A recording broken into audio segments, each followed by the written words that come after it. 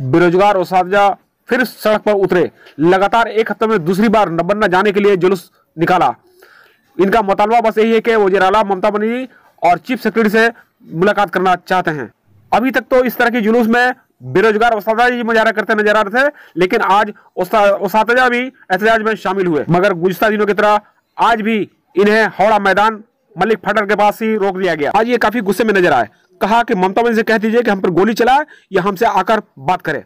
आज मुजाहरे के दौरान झड़प भी हुई।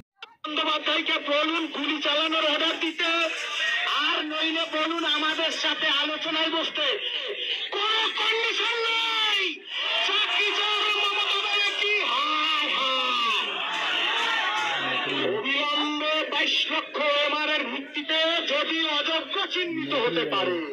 সুপ্রিম কোর্ট বলেছে মাস্ট বি টার্মিনেট, 12% ইন্টারেস্ট সহ বেতন ফেরত দিতে বলতে পারে। সেই ওয়েমারের ভিত্তিতে কেন যোগ্যতার তালিকা তৈরি করবেন না? আপনাকে উত্তর দিতে হবে। আপনারা শুনুন, লং লাস্টিং ভাবে এখানেই বসুন। আমরা রাস্তা ডান দিক বাদিক করি না। আমরা কি বলেছিলাম?